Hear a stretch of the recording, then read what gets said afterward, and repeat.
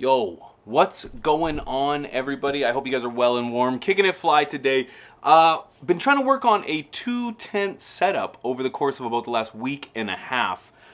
It's been a bit of a roller coaster in terms of trying to dial in the humidity along with the temperature because, well, outside it's been about minus 40 to minus 50 degrees Celsius. So trying to dial that in has been a bit of a game, if you will. But I wanted to bring you guys with me, and I wanted to kind of talk out why I think having a multi-tent setup is the way to go, and I think why we should all be doing it. So let's go. I'll take you with me.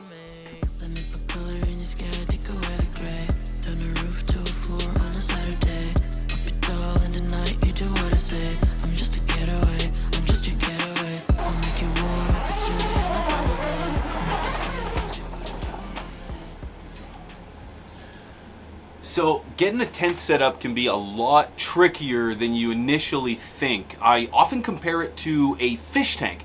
If you ever set up an aquarium, you know that they tell people to wait a week, get the water running through the filters, get all the stuff out of the rocks at the bottom of the tank. That's so that when the fish get into the tank, it's been completely run. There's no chlorine, there's no anything detrimental to the fish that's gonna kill them as soon as you put them in there. Running a tent is exactly the same way. You really want to get the environment running in the tent before you introduce any plants, because that's going to help ensure that you don't lose any genetics when you first get set up. Do things one at a time. First of all, you want to get yourself a solid tent. Make sure it's a high quality one. Doesn't have too many light leaks. Light leaks do happen with the amount of vents that we have and the amount of ports and so on and so forth for electricals and pipes. Light leaks are going to happen, but you want to make sure that you've got a tent that's going to allow you to either seal those holes up or at least cover them in some way. Then start at the top of your tent. Get your inline all set up. Don't put in your light yet. Get it so that you have the ability to give yourself some room, some space. This is going to let you get it set up good and easy, all right?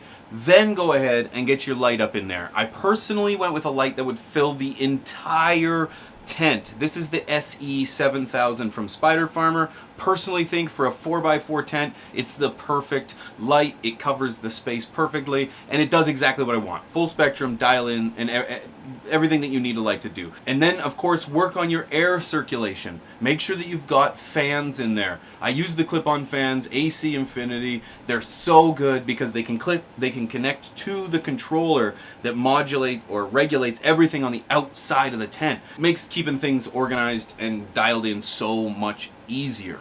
And then I also use a heat mat. For this particular tent, this is my veg tent. So I'm gonna use it for seedlings and I'm gonna use it for small veg plants. So I do use a heat mat when it comes to my seedlings because I'm in the basement.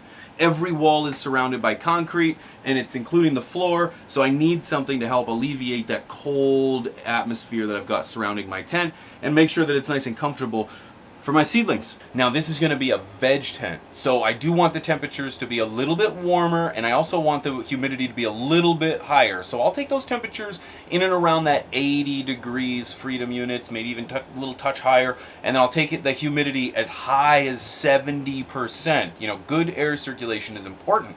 If you're germinating, you want that percentage to be even higher. That's why people use domes, so that you can keep a 90% humidity, but not fog out your tent. So make sure you give yourself a little bit of time to dial in your humidity. Your plants are gonna love it. It's great to have two tents for this. I can have one dialed in under an 18 and 6 light schedule with the humidity and the temperature dialed in to veg specific variables. You're laughing. So then that way you can prep to have a perpetual garden. The flower tent is doing its own thing. It's blooming. It's getting nice and heavy with the buds. You've got the next round ready to go in that second tent. So that as soon as that other tent's harvested, these girls fire off in there. You're 8 to 10 weeks before you're going to be harvesting again. Within that 4 weeks, 5 weeks, you're going to plant the next round in the veg tent. Keeps a good, steady, perpetual garden schedule, and it's one that you won't regret. So that's a 2-tent setup, and I'm really happy with the way things are working out. It took a little time to get set up, but with a little preparation, you are gonna send yourself to the moon with results.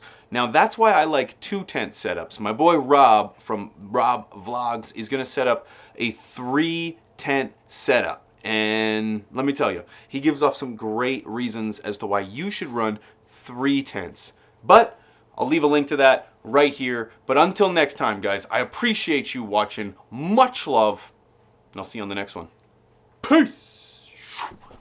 Also, guys, if there was anything in this video that you guys liked, whether it was these tents, the lights, the air circulation system, the fans, you name it, everything is in the links below. You can use promo code PIGEONS5 for anything Spider Farmer related, and you can use promo code PIGEONS420 for anything AC Infinity related. Save yourself some money at checkout. Get yourself the flyest gear, and save some money while doing it.